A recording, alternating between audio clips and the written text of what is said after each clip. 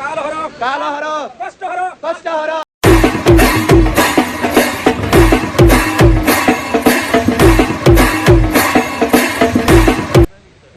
सबैजनामा शुभ प्रभात।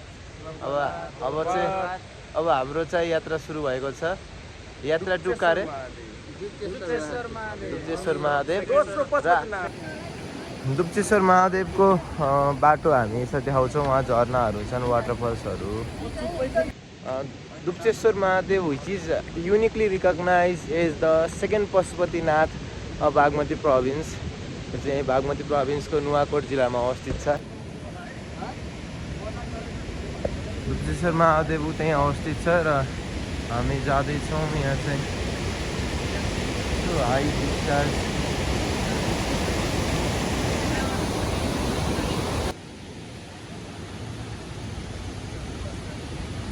हामी यहाँबाट काम चलिरहेको हुनाले चाहिँ हामी यताबाट जाँदैछौँ।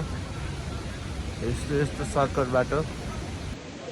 उताबाट पुल चाहिँ अन्डर कन्स्ट्रक्सन भएको भएर हामी यताबाट चाहिँ झलुङ्गे पुलबाट जानको लागि यस्तो बाटो आएका छौँ। तर यहाँबाट हामी जुन बसेको होटल छ त्यहाँबाट एकदम नजिक रहेछ। यो चाहिँ हाम्रो यहाँ दोस्त पनि आउनुभएको छ। हाई भनिदिनुहोस्। मलाई चाहिँ हाई भनिदिनु भएन, म चाहिँ तपाईँलाई हाई भनिदिएँ। ओहो, उहाँको वाटरफल चाहिँ मलाई राम्रो लाग्यो। उतै आएको छ। अब यहाँ हामी झलुङ्गे पुल क्रस गर्ने बित्तिकै त्यहाँ चाहिँ पुग्न सक्छौँ। ल हामी अब भने केही मिनटको दूरी मात्र छौँ दुप्चेश्वर महादेव सेकेन्ड पशुपतिनाथ बागमती प्रोभिन्स। र छोटो दुप्चेश्वर महादेवको चाहिँ एउटा हिस्ट्रीबारे चाहिँ अहिले हामी तपाईँलाई पछि भन्ने नै छौँ। उहाँले अहिले भन्न पालि आए जस्तो सोध्नु भएछ। उहाँलाई पछि पालि आएछ। हाम्रो सुभाष बहादुर खड्का दाइ हुनुहुन्छ। मभन्दा एक ब्याच सिनियर हुनुहुन्छ। अब चाहिँ हामी यहाँ तपाईँलाई यहाँको फ्लो अफ वाटर तपाईँलाई देखाउँछौँ। हजुर ओके, डर लाग्यो अरे। यस्तो बवाल छ कि यस्तो बवाल। बिहान आनन्दको मौसम। बिहान शीतलको। हिजो राति भने भयानक पानी परेको थियो। तर यहाँ त एउटा प्याराडाइस जस्तै छ। मास्तिरको भ्यू हेर्नुहोस्। यो नुवाकोट जिल्लामा पर्छ यो दुप्चेश्वर महादेव चाहिँ। यहाँको वाटरफलहरू हेर्नुहोस्। Wait let me so you waterfall हो क्या। यो वाटरफल भयो एउटा। यहाँको भ्यूहरू हेर्नुहोस् शान्त। हिजो भाइहरू क्रिकेट फुटबल खेलिरहेको थिए। अनि उहाँ अर्को वाटरफल छ। ल अब हामीहरू अब आइसक्यौँ। आज साउनको यो चाहिँ आइतबार हो हुन त, सोमबार छैन। सोमबार भएको भए अझै बढी भिड हुन्थ्यो भन्ने सुनेको थिएँ। तर आज आइतबार भएको छ, त्यही भएर हामीले खासै भिड चाहिँ हामीले देख्नु परेको छैन। सम्भवतः हामीलाई यहाँ लाइन त रहेछ अलिअलि, तर छिटो सकेला। हामी पालि छिटो आउला आज। यो चाहिँ मेरो पहिलो भ्लग हो कि, त्यही भएर चाहिँ केही त्रुटि हुनसक्छ। यहाँ कस्तो चाहिँ शालिक रहेछ। यहाँ थियौँ। उहाँ त हाम्रो Gautam Buddha light of Asia त्यो पनि त्यहाँ चाहिँ बस्ती रहेछ। जे होस् रमणीय ठाउँ रहेछ यो। एकपटक चाहिँ पर्यटकीय हिसाबले पनि अवलोकन गरेर पनि ठाउँ रहेछ मैले फिल गरे अनुसार। हामी लगभग अब भने आइसकेका छौँ। सबै सिसी क्यामेराको निगरानीमा हुनुहुन्छ। र यहाँ चाहिँ हामीलाई क्यामेरा भिडियोग्राफ कम्प्लिटली एभोइड चाहिँ गरिएको छैन। यहाँ रहन्छ। यहाँ त्यो हेरेर नै मैले यहाँ चाहिँ भिडियो बनाइरहेको छु। हाम्रो यहाँ प्रतीक सर र सुजन सर पुगिसक्नु भएको छ सुरुमै। र हाम्रो गणेश मन्दिर, गणेश भगवानको जाउँदैछ। अघि हामी गणेश मन्दिर दर्शन गरेर अब माथि दुप्चेश्वर महादेव आइडल अफ शिवको माथि हामी पुग्दैछौँ। अब भने यहाँ चाहिँ पानी भने चाहिँ राम्रो पर्दो रहेछ।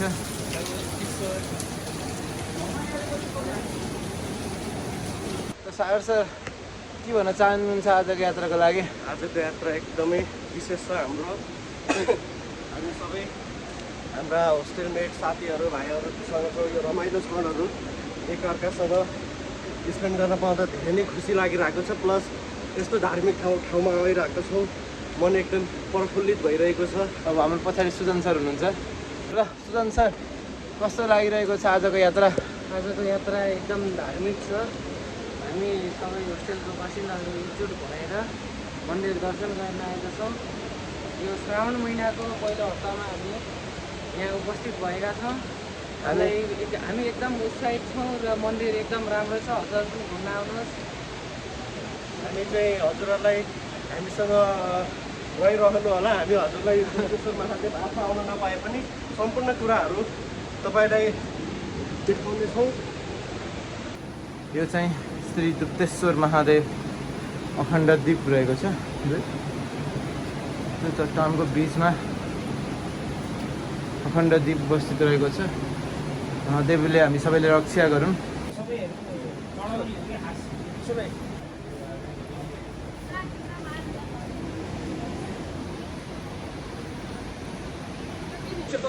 रोक्नु। काल हर कष्ट हर दुःख हर दरिद्र हर सर्व रोग हर सर्व पाप हर। ओम नमः पार्वती पतये हर हर महादेव। ओम नमः पार्वती हर हर महादेव। जय गुप्तेश्वर। ल हामी चाहिँ अब दर्शन गरेर फर्किँदैछौँ। भगवान् हामी शिवजीलाई फेरि एकपटक सम्झिन चाहन्छौँ र फेरि हामीले आज मागेका चाहिँ कुराहरू मागहरू नहुनु, हामीले राखेका आकाङ्क्षाका कुराहरू हामीले मिहिनेत गरेपछि पुरा भएपछि फेरि हामी यस दुप्तेश्वर महादेवमा आउने चाहिँ हामी प्रण गर्दै आजलाई चाहिँ हामी यहाँबाट मन्दिरबाट चाहिँ हामी तलतिर अब आफ्नो फेरि आफ्नो स्थानतिर झर्दैछौँ। र अब समग्र रूपमा हामीले यो दुप्तेश्वर महादेवको दर्शन गरिराख्दाखेरि दुप्तेश्वर महादेवको कहानीबारे चाहिँ दुप्तेश्वर महादेवको कसरी स्थापना भयो, कसरी यस चाहिँ महादेव भगवान् शिवको यसमा चाहिँ प्रकट भइरहेछ। पूजा आराधना आज यस ठाउँमा प्रत्येक सोमबार चाहिँ आरती बेलुका 5 बजे र शनिबार बिहान 10 बजे आरती पनि लाग्ने व्यवस्था छ। यो के आस्थाले गर्दा, कुन हिस्ट्रीको आधारमा चाहिँ हामीले यसरी यो चाहिँ भगवान्प्रति शिवप्रति आस्था छ बारे चाहिँ छोटकरीमा हाम्रो सुभाष बहादुर खड्का दाइले चाहिँ छोटकरीमा बताइदिनुहुन्छ तपाईँलाई। सुभाष दाइ, यसो छोटकरी बताइदिनुहोस् त। मैले बुझेअनुसार एउटा स्थानीय किसान मान्छेको चाहिँ परापूर्व कालमा एउटा गाई हराइछ है। गाई दुध दिने गाई हराइछ।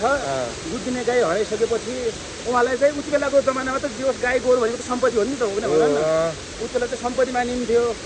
जसरी अहिले ब्याङ्क ब्यालेन्स छ त्यति बेला गाई गोरु यता उता मानिन्थ्यो नि त। त्यो जमाना चाहिँ मानिन्थ्यो अरे। अनि उहाँलाई चाहिँ लास्टै चिन्ता भएछ। चिन्ता भइसक्यो भने चाहिँ राति चाहिँ सपनामा चाहिँ एउटा जोगी बाबा आउनुभएछ। अनि जोगी बाबाले चाहिँ तिम्रो गाई चाहिँ तिम्रो घरको यो ओडार जस्तो एउटा ठाउँमा तिर छ, तिमी भोलि बिहानै गएर हेर्नु भनेछ। अनि उहाँलाई चाहिँ रातभरि निन्द्रा लागेन छ। अनि बिहानै आउँदाखेरि चाहिँ ऋषि बाबाले भनेअनुसार नै त्यो ठाउँमा जाँदाखेरि गाई चाहिँ तल चाहिँ शिवलिङ्ग जस्तो एउटा ढुङ्गामा दुध बगेर आएको दृश्य फेला परेछ। अनि उहाँले चाहिँ सपनामा देखेको कुरा रियलमै भयो। सपनाको जोगी बाबाले भन्नुभएको कुरा चाहिँ रियलमा भइसकेपछि उहाँले चाहिँ त्यो भगवान् हुँदो रहेछ, म धन्य भए भनेर चाहिँ कुन ठाउँमा त्यो दुध बगाएर शिला छ त्यो शिलामा चाहिँ नित्य पूजा गर्न थाल्नुभएछ। अनि दुध चढाउँदै पूजा गर्न थाल्नु भएपछि सुरुमा यो मन्दिरको नाम चाहिँ दुप्तेश्वर यस्तै नाम रहेछ। पछि अपर वंश बन्दै गएपछि चाहिँ दुप्तेश्वर महादेव भएछ। अनि यो दुप्तेश्वर महादेवलाई चाहिँ दोस्रो पशुपतिनाथको रूपले नि चिनिन्छ। अनि स्पेसल्ली यो मन्दिरमा आउने मान्छेहरू चाहिँ अरू मनोकामना पुरा हुन्छन् त भन्छन् नै। स्पेसल्ली चाहिँ जो म्यारिड कपाल हुन्छन्, म्यारिड कपाल कसैको छोराछोरी भएको छैन भने उहाँहरूले चाहिँ छोरा पाउनको लागि चाहिँ आउने हो। छोरा मात्र कि सन्तान? सन्तान छोराछोरी दुवै बराबर हुन्छ सन्तान भनौँ। त्यो हुनाले त्यो चाहिँ एउटा चाहिँ कसैको चाहिँ वंश चाहिँ कन्टिन्यू होस्, केही होस् आयो। अरू कुनै आस्था त्यस्तो विशेष कुनै छ अरू त्यस्तो? एउटा म्यारिड कपालको लागि त आफ्नो सन्तान नै होस् भन्ने सबसे ठुलो ब्लेसिङ हो नि त भन न। अरू केही यो नि हुने हुनाले तपाईँले अवश्य नै भिजिट गर्न सक्नुहुन्छ। अनि यहाँ मैले यहाँ यत्रो धेरै मन्दिरहरू भ्रमण गर्यो, तर आकाशबाट नेचुरल रूपमा जुन जल खस्छ तपाईँले स्नान गर्नै पर्दैन कि कतै। तपाईँ हिँड्ने बेला बाटोमा नै स्नान हुन्छ अवश्य नै। अनि भव्य तरिकाले यहाँ मैले राखेको भाकल पुरा हुन्छ भन्ने कुराबारे यस मन्दिरको प्रति के छ विश्वास चाहिँ मानिसहरूप्रति? अफकोर्स भाकल पनि पुरा चाहिँ हुन्छ होइन? भाकल त पुरा भइ नै हाल्छ। मैले पनि भाकल राखेको छु कि त्यही भएर तपाईँले गर्नुपर्ने भनेको मेहनत हो। हामीलाई भगवान्ले दिनुपर्ने भनेको सद्बुद्धि हो, मेहनत गर्ने जागरण दिने हो। हाम्रो गुरु आमासिर हुन्छ। गुरु के छ तपाईँलाई, कस्तो लाग्यो तपाईँलाई? उहाँ चाहिँ भगवान्प्रति सधैँ विश्वास राख्नुपर्छ भन्दै मठ मन्दिर घुम्दै जानुपर्छ भन्ने सधैँ आस्था राख्ने चाहिँ हाम्रो साहिल गुरु हुनुहुन्छ। पछाडि चाहिँ हाम्रो सागर गुरु हुनुहुन्छ।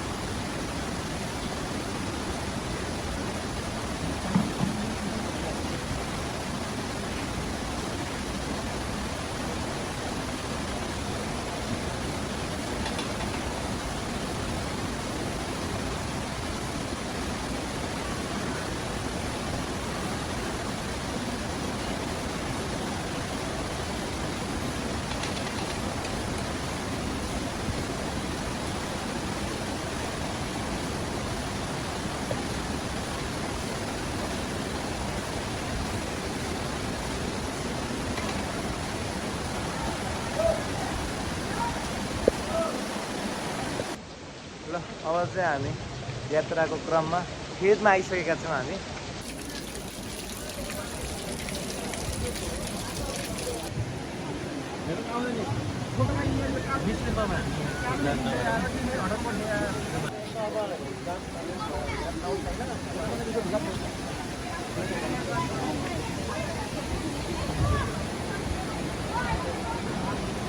वाउ,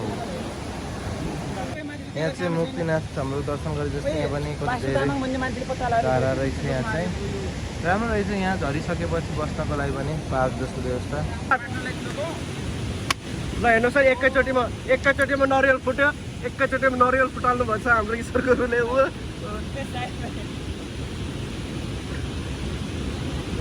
उहाँले सबैलाई नरिवलको पानीले शुद्ध पार्नु भएको छ। यद्यपि हामीहरू सबै शुद्ध भए तापनि हेर्नुहोस्, अहिले हामी दुप्तेश्वर महादेव मन्दिरमा छौँ। यो चाहिँ हाम्रो नुवाकोट जिल्लामा पर्छ है। उहाँ हेर्न सक्नुहुन्छ हाम्रो दुप्तेश्वर महादेव धार्मिक आस्था बोकेको प्रसिद्ध स्थल हो।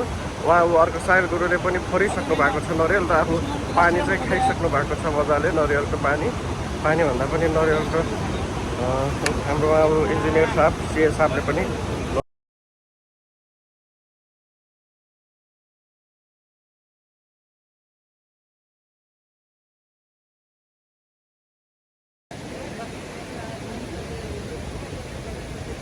ल अब भने हामी फर्किने क्रममा छौँ। पारी गाउँदेखि यो दुप्तेश्वर जोड्ने चाहिँ हाम्रो चाहिँ मन्दिरको हामी झलुङ्गे पुलमा छौँ। यो खोलाको बहाव चाहिँ निकै नै ठुलो छ। अहिले यो बर्खायामको बेला परेको भएर हर हर महादेव भन्दा घाटी नै सुकिसकेको छ। हाम्रो साहिल गुरु उता हुनुहुन्छ। र अब भने हामी आफ्नो गन्तव्यतिर लागिरहेका छौँ। यो खोला भयो, यो खोलाबाट यहाँ पारी यहीँ गाउँ छ। यहीँ बाढी पहिरोले असर पार्ला जस्तो देखिने।